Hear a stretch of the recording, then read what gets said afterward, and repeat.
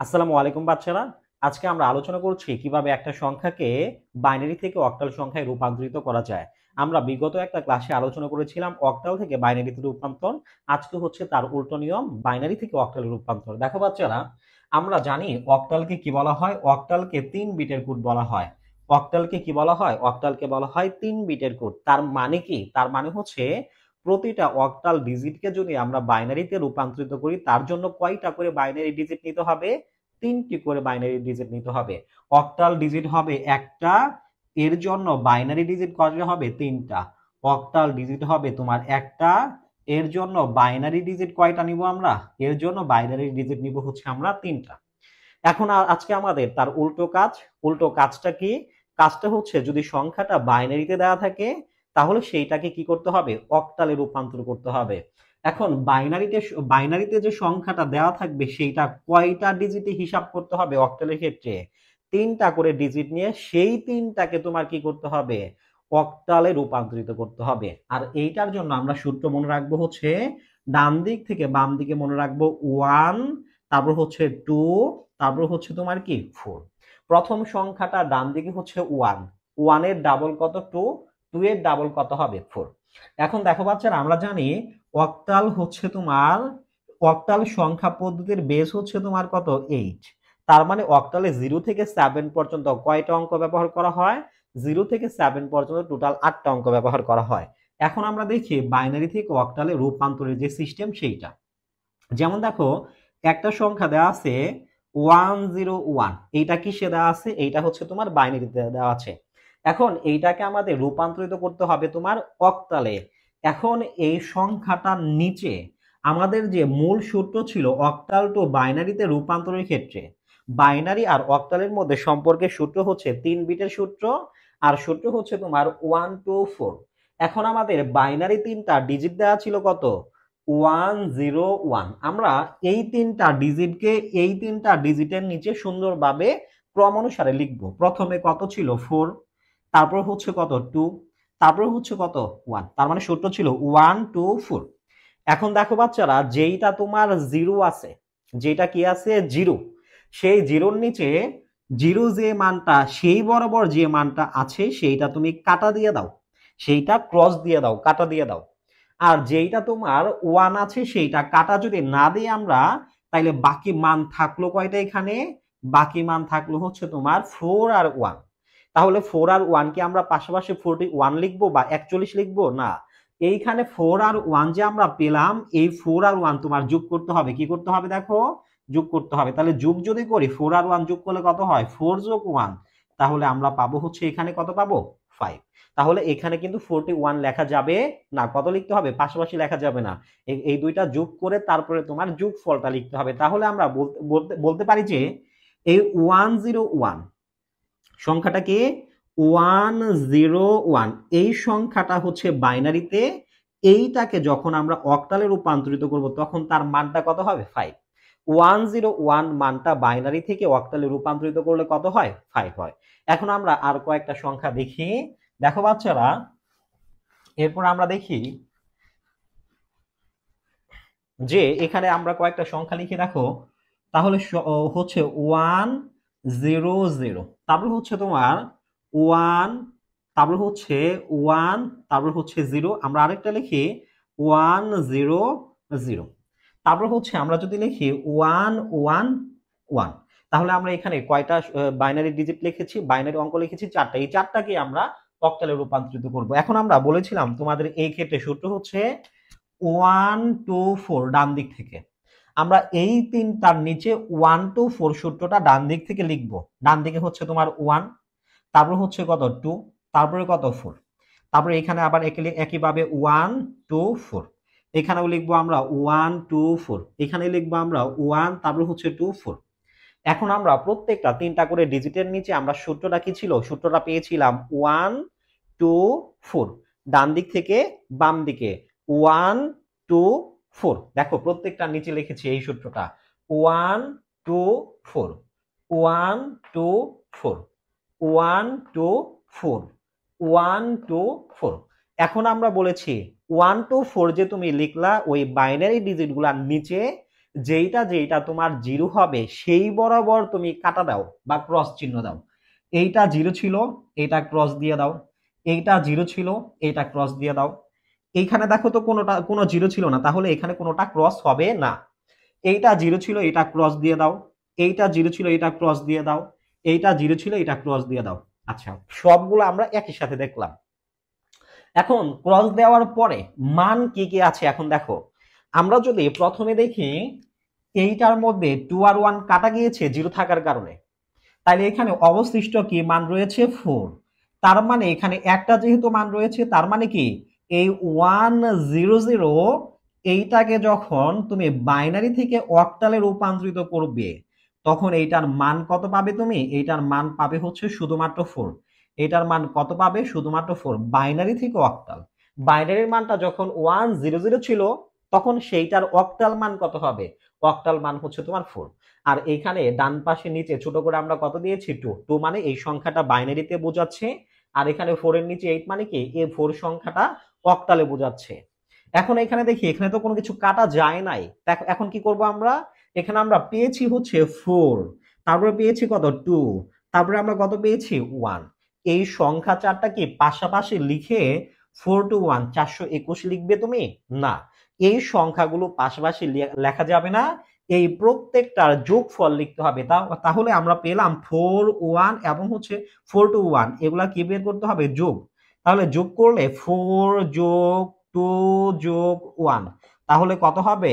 4 to 1 যোগ করলে হবে 7। তার মানে এইখানে যে মানটা পেলাম আমরা 1 1, তারপর হচ্ছে 1, তিনটা 1, এই তিনটা ডিজিটই যখন 1 থাকবে, তখন সেইটা বাইনারি থেকে অক্টালে করলে মানটা কত পাবো আমরা? মানটা পাবো হচ্ছে তোমার 7।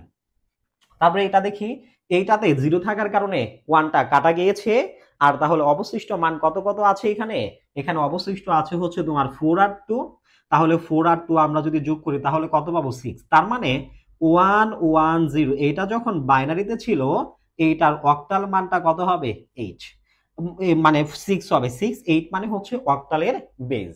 এখন এইখানে দুইটাই কাটা গিয়েছে, তাহলে এখানে অবশিষ্ট আছে কত? 1।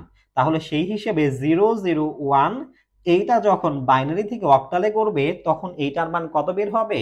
এইটার মান হবে তোমার 1। এখন এরকম ভাবে আমরা কি বলেছি? অক্টাল সংখ্যা হচ্ছে 3 বিট, মানে অক্টালকে 3 বিটের কোড বলা হয়।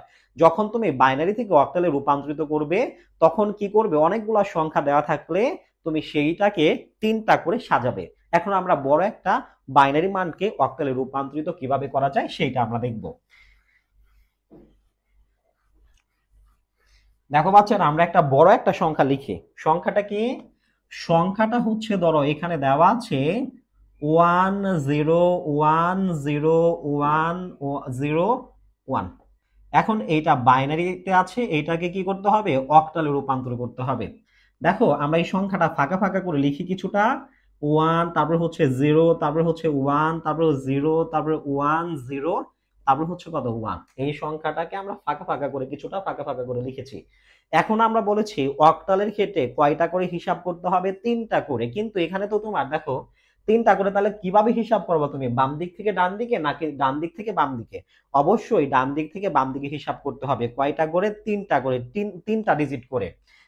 ডান দিক থেকে অবশ্যই বাম দিকে তোমার তীর চিহ্ন দিয়ে দেখিয়ে দিতে হবে যে তোমার উভয় দিকে, দুই দিকে তীর তীর চিহ্ন দেওয়া যাবে না।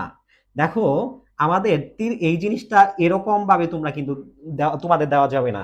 দুদিকেই ফাঁকা দেওয়া যাবে না, আবার দুই দিকে তীর চিহ্ন দেওয়া যাবে না। এইভাবে দুই দিকেই তোমার তীর তীর চিহ্ন দেওয়া যাবে না।